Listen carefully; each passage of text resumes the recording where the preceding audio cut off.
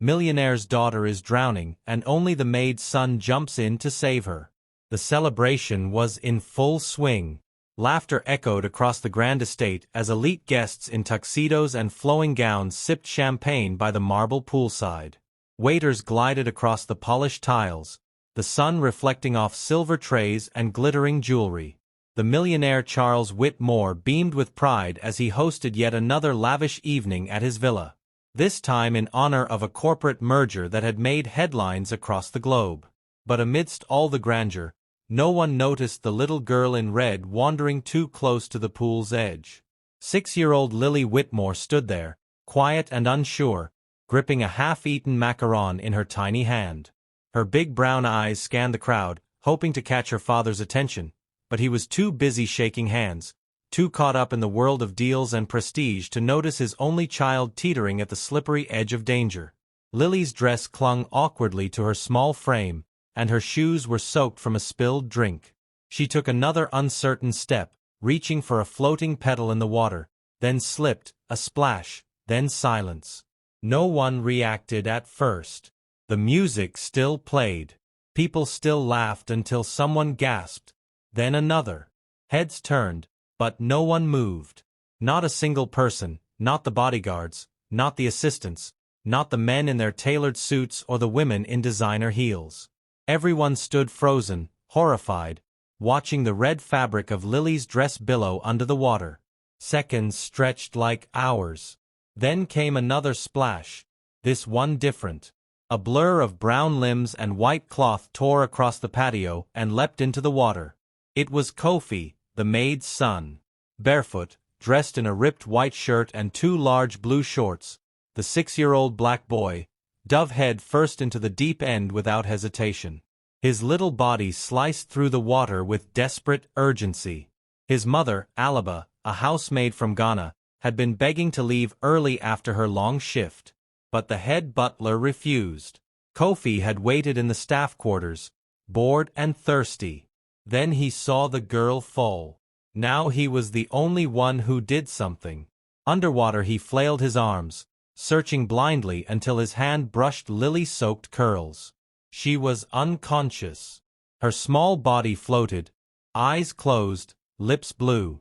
Kofi grabbed her around the waist, kicking furiously, rising, lungs burning. When they broke the surface, Lily gasped, a weak, watery sound. The crowd gasped, too, as if waking from a spell. Kofi struggled to keep her head above water, coughing, trembling. No one moved to help. No one threw a rope. No one even got in. He paddled toward the shallow end, his scrawny arms barely strong enough to drag both their bodies. Lily sputtered and whimpered softly, clutching his wrist like a lifeline. Finally, after what felt like an eternity, Kofi reached the steps. He pushed her upward. She crawled, coughing, water pouring from her mouth. Kofi collapsed behind her, exhausted. That's when the silence shattered. Lily! Charles Whitmore's voice boomed. He rushed toward her, dropping his champagne. But it wasn't gratitude that first appeared on his face. It was horror, not at what had happened, but at who had saved her. The guests murmured. Some clapped. Some just stared. And then slowly the whispers began. "Isn't that the maid's boy? He jumped in like an animal. He touched her in that filthy shirt." Lily clung to Kofi's hand. She didn't understand the tension, only that she was safe. But Kofi saw the looks, the disgust, the disdain. Charles knelt beside his daughter, touching her face. "Sweetheart, are you okay? Did he?" He stopped himself, looking up at the boy with narrowed eyes. "What were you even doing near the pool?" Kofi didn't answer. His lips trembled. From behind, Alaba burst through the crowd. Her apron was soaked with sweat, face wild with panic. "Kofi!" She dropped beside him, pulling him close. "Are you hurt, baby? Are you okay?" He nodded into her chest. Charles stood tall, brushing off his white suit. He cleared his throat. "Well, someone call the medic and get this cleaned up." He waved his hand. No, thank you. No, you saved my daughter's life. Only cold dismissal. Lily reached again for Kofi, but her father gently pulled her hand away. Not now, sweetheart. Alaba stood. Her eyes met Charles's. He looked away. She whispered, "Your daughter would be dead if it weren't for mine." He didn't respond. That night, the estate glittered under fairy lights and string quartets, but something had cracked beneath the gold-plated surface. A small boy had risked everything, while the powerful did nothing, and they all knew it, even if none dared say it out loud. That night, Alaba tucked Kofi into his thin cot in the cramped servant quarters behind the estate. She tried to smile, but her hands trembled as she brushed the chlorine from his curls. "You were brave today, my son," she whispered. So brave." Kofi blinked up at her. "Mama, why was Mr. Charles angry?" "I helped." Alaba swallowed hard. "How do you explain that courage is sometimes seen as a threat when it comes from the wrong skin, the wrong status, the wrong corner of the world?" She kissed his forehead. "You did the right thing. Never forget that." But the house didn't forget either. By morning, murmurs had turned to rumors. Some whispered that Kofi had pushed the girl in and then acted like a hero. Others claimed he only jumped in for attention. The maid's boy became the subject of whispers that stained every room. Then came the final blow. Alaba was summoned to the head steward's office. Charles stood beside him, arms crossed, his daughter playing quietly in the corner. "We're letting you go," the steward said. Alaba's breath caught. "Excuse me?" "Effective immediately. Your services are no longer required. We'll send a small severance." "For what?" she asked, heart pounding. Charles didn't meet her eyes. "We're moving in a new direction. It's not personal." Not personal? Her son had saved his daughter's life. And now they were being thrown out with no home, no backup plan, nothing. As Allah packed their bags in silence, Kofi clutched her waist. "Did I do something wrong, Mama?" "No," she whispered. "You did something they couldn't."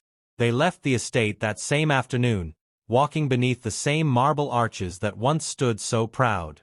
The same people who watched her son jump into the water now turn their backs. But the world has a way of watching when no one thinks it's watching. A guest at the party, a journalist named Elena Vega, had captured the entire moment on her phone.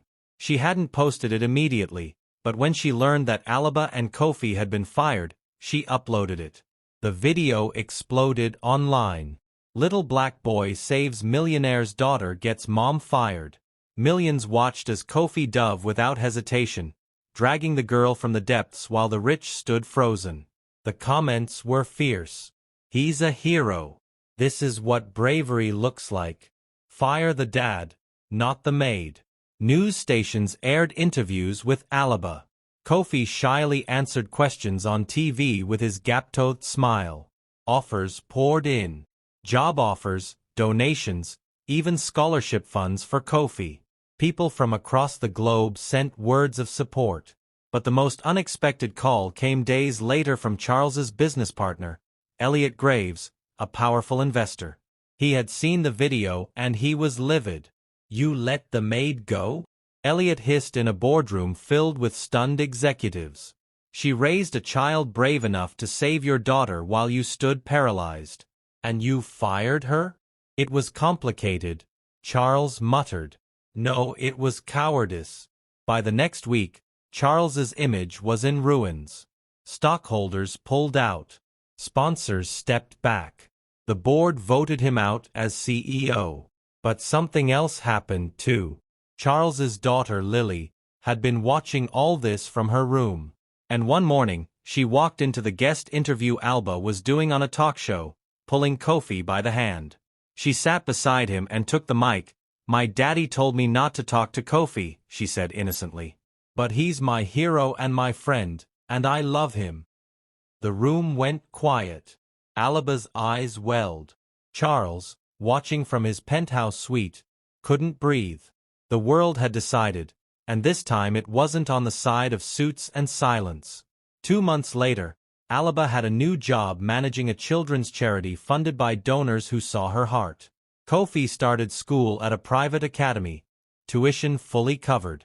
He told his teacher he wanted to be a firefighter someday so I can keep saving people. As for Charles, he moved out of the mansion. His name faded from headlines, replaced by the legacy of the boy he had tried to erase.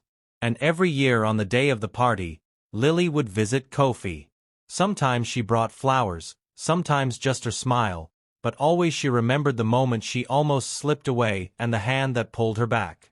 Not a hand in silk or power, but the hand of a boy the world didn't expect to be brave until he was.